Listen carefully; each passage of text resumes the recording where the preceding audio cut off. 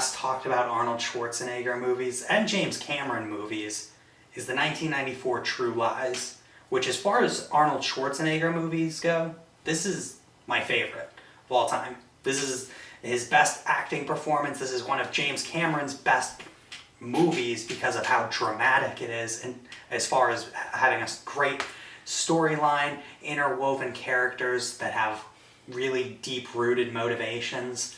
This movie does a really good job of checking off all of my boxes of what I would expect out of a drama action movie. What did you think about True Lies, Joe Boy? I mean, I guess those were really bold claims, though. You think so? Yeah, like big time. One of his best? I mean, yeah, it's one of his best, but I think more so the James Cameron. Yeah, one of James Cameron's best movies. I don't think so. In my opinion. Yeah. Yeah. I'm not saying it as a objective fact. Oh, okay. People make their own opinions about their own movies, but obviously if you're watching the Inways Variety Channel, you would be wondering about what I'm thinking about movies. So, what I'm thinking about movies is that True Lies is a pretty goddamn motherfucking good movie. It stars Arnold Schwarzenegger, Jamie Lee Curtis, Tom Arnold, and the rest of like a really good star-studded cast. We also have Eliza Dushku playing the daughter Dana, who has been in a bunch of different TV stuff. She was in Buffy the Vampire Slayer. She was in the spin-off Angel. She was even in the Buffy video game. What else was she in here? She played Sissy in Jay and Silent Bob. Yes, that's what I remember. Yeah, and she also did one voicing on an episode of King of the Hill. Who was she? Sissy. No, I know that, but in True Lies? Yeah. She's Dana, the daughter. Wow. Yes. I've always had a crush on her. She's also pretty smoking in the Nickelback music video for Rockstar, because she's in that too. I'm sure. Look it up. This movie also happens to hold the Guinness World Record for being the first movie to have an over $100 million budget. At $115 million, it actually is one of the more visually striking movies too that of that time period. I'm not going to say that James Cameron's ever made, because obviously Titanic and Avatar are fucking way crazy. But this one holds its own as being an action movie and also having like I said, great action scenes, great character interactions. I mean, that's what I'm saying though. Titanic is that's an action drama. But every one of the lines that Tom Arnold gives in this is fucking hilarious. Yeah, and but it's Tom quotable. Arnold is hilarious. What kind of a sick bitch takes the ice cube trays out of the freezer? Yeah, and he has a great chemistry with Arnold Schwarzenegger. Oddly. Which brings out, like, some of the better Arnold Schwarzenegger drama performances, which is why I love this movie so much. Yeah. I love the Terminator movies. Terminator 2 is probably my favorite. Oh. Definitely my favorite James Cameron movie.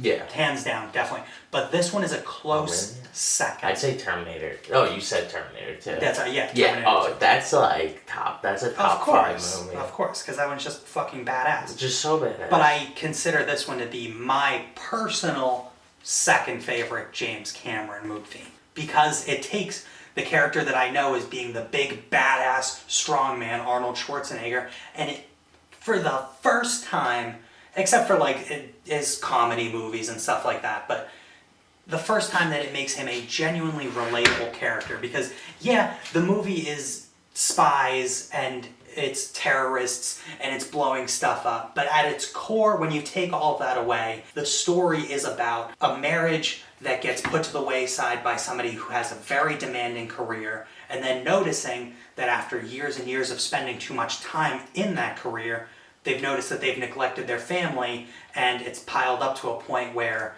everyone's just lying to each other and nobody can be even moderately transparent.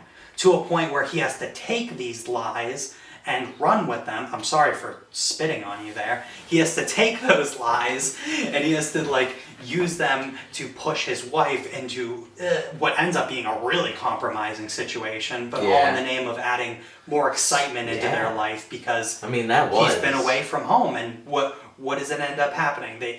Jamie Lee Curtis ends up doing a really sexy dance. They Yeah, end that up was getting spicy. abducted.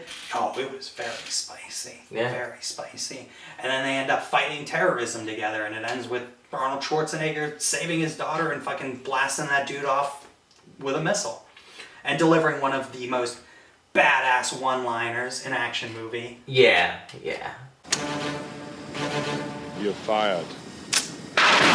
Yeah. So wait, when was this movie made? 1994. 94. Okay. So you may be upset by this, but I'm gonna say he was in a better action movie before this. Okay. Which and one? it was The Last Action Hero. That was the last movie that came out previously to this one, which is a good one. See, A PG-13, but a good one. But that's why I think it just holds so much. I like grew up with that, like I didn't that see was it that till was. later on. Oh, see, I really like that movie. Like that was something cool because when you're a kid, you have such an imagination, and like that whole like he's in the magical theater and the ticket. It's just kind of like it reminded me of the Page Master. Yeah, The Page Master was a really cool movie. That Cool was like movie. a very, very cool movie. Cool movie. What fun fact about this movie. Fun. Okay. Yeah, a little fun fact, since we're having a good time here. The movie draws a heavy inspiration from the 1991 French comedy called Le Total, Le Total. which I haven't personally seen, but when looking up the synopsis and the plot, you can tell that this movie does draw a heavy amount of inspiration from, but ain't that just film?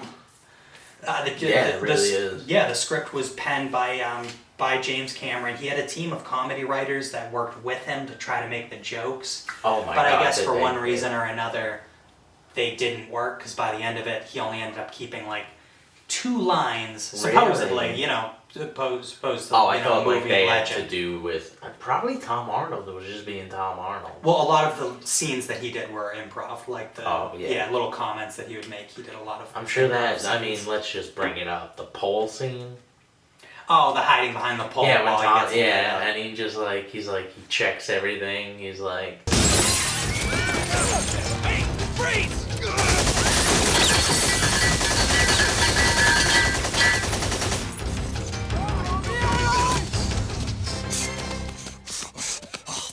and he And he was okay. Yeah, he was just. Fat guy behind a skinny pole. He was totally Yeah. fine. What's weird about that? Did he Happens all wear the time. glasses in this? I can't remember. No, he's Surprised that I don't know what because normally he does.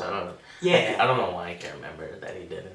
Yeah, Tom Arnold was one of those dudes, like I was telling you before, like, he's a stand-up comedian, and a lot of Yes, people he know him is. for that, but I personally knew him because, I mean, this movie came out a year before I was born, but I was introduced to this when I was maybe like 4 or 5.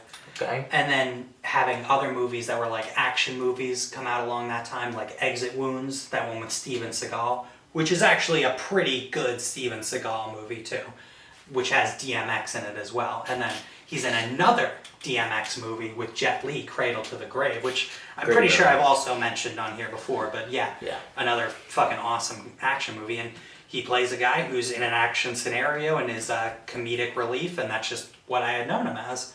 But he's also a pretty good stand-up comedian. He was on Roseanne until he got divorced by Roseanne, and Big Then he got- Roseanne fan, huh?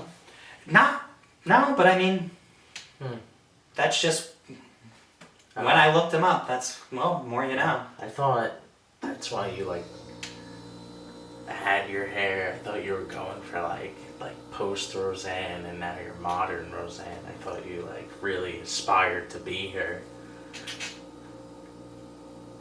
Sorry, I don't have my glasses on, so I can't see that well. Yeah, I say mean things when I don't have my glasses on either. It's fine. Are you gonna be like Roseanne and blame it on Ambien? Oh my god. That was good. Yeah, right? Crazy. The movie, as far as accolades here, we're going to talk about how this one lost in the Oscars for its visual effects to Forrest Gump in 1994, which, I mean, you can't blame him. Forrest Gump is a very visually striking movie. But It's way more visually one striking. thing that it did win was the top grossing R-rated movie of 1994, beating out the 1994 Keanu Reeves hit Speed by 20 million. Wow. Right? Because Speed's a good fucking movie. Oh my and god. And I definitely saw Speed before I saw that True Lies. Speed too. is something that aged with time, though. Yeah. Because, like, so Speed was, these people don't know, but Speed was Keanu's, or maybe they do, Speed was Keanu's first, like, real, like, that's actually weird. So Arnie and Keanu both started a movie that was kind of like their, hey, let's test if they got it, because Keanu was known for Bill and Ted. Yeah. So it was like, hey, can this kid do it? Because we know how Alex Winter's career turned out. Lost Boys, great movie. Bill and Ted, great movies. Whatever else it was in, garbage. Yeah. Well, at least he got Bill and Ted 3. Oh yeah, because he probably hit up Keanu like, bro, I need money, please. Oh my gosh, maybe. And Keanu's such a nice dude. I mean, yeah, they should have done it before George Carlin, right? George Carlin, before he passed away. That's when they should have done it, though. Yeah. Whatever. It's the way it always goes. Apples to oranges. Yeah, for sure. And I mean, yeah, as far as the movie, as far as dedication of the movie goes, too, like, we already knew that Arnold Schwarzenegger likes to do a lot of stunts himself, too, which, I mean, he did a lot of for this. He also had a stunt man for a lot of his scenes, too. Yeah, I feel like you could visibly tell. There were a few, yeah. Just because it's like when it's just like not as big of a dude. Yes, it's just not as big of a dude. Yeah, which is like he probably hey. had a stand-in for a lot of the horse scenes, because supposedly when you look up the movie and facts about the movie, when he was shooting the horse scene, at some point he had almost fallen off the horse and really plummeted to his death, supposedly. But as far as movie stories go, he could have just been standing by a ledge and the horse bucked for a second. And the stuntman was like, dude, you almost died. Dude, We're going to tell people about that. But I don't know. But it's something, you can look it up yourself, and it's something he's the world's strongest. He was like the world's strongest man. I could see the horse being intimidated and being like, Probably. I gotta end this guy for all horses. Yep. Jamie Lee did her own stunts, too. In addition to doing that sexy dance, she also hung from the helicopter by herself, and wouldn't you know, it was on her frickin' birthday. Supposedly. Well, the 90s, there was a lot of, like, risque scenes, like, especially early 90s. I feel like that was, like, a big thing. Yeah, well, I guess she had the opportunity to have a stand-in, but she didn't want one, I guess. But I mean, that's the chick who plays Laurie Strode. She wanted to do some cool shit, She just wanted to show her acting skills. I'm sure she did.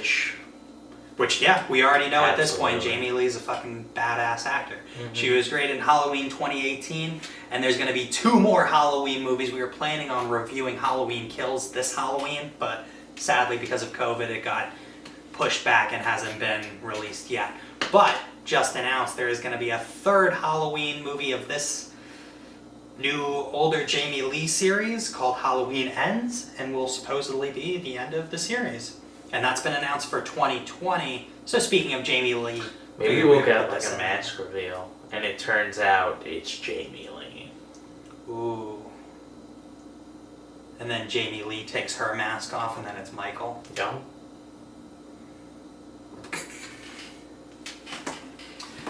Probably. Sorry, I didn't mean to touch feet there. It's okay. Yeah.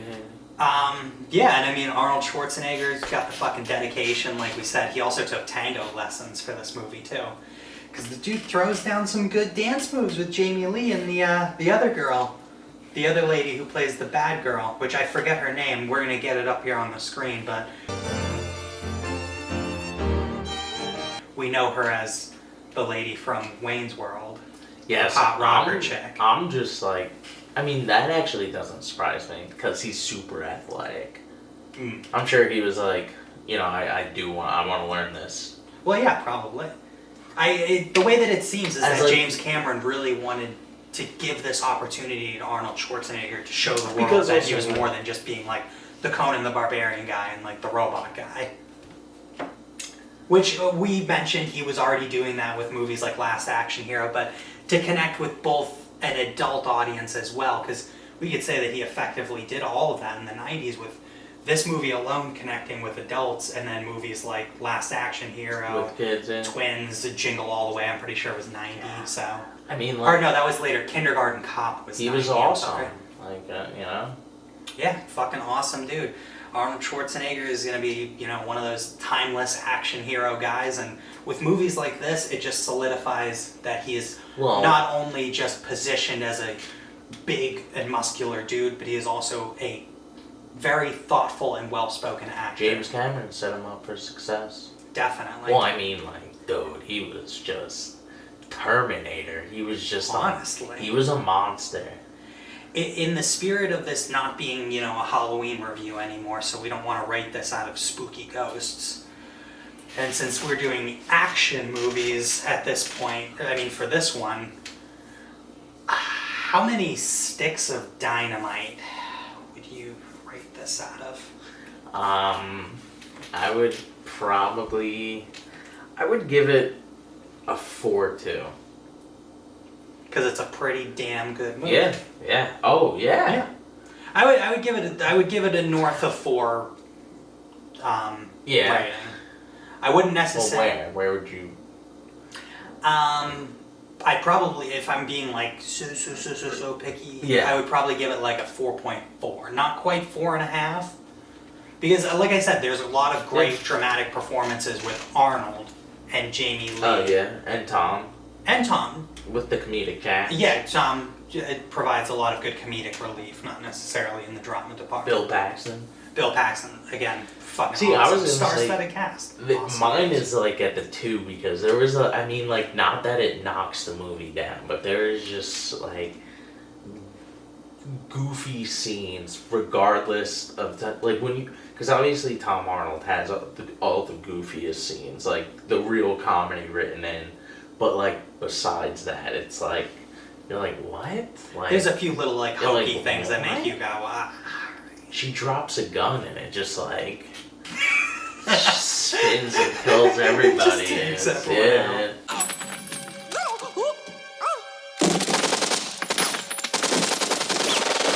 It was amazing. And you mentioned the trope of the guy with the headphones on, the janitor guy, while there's a fight going on a plane right outside.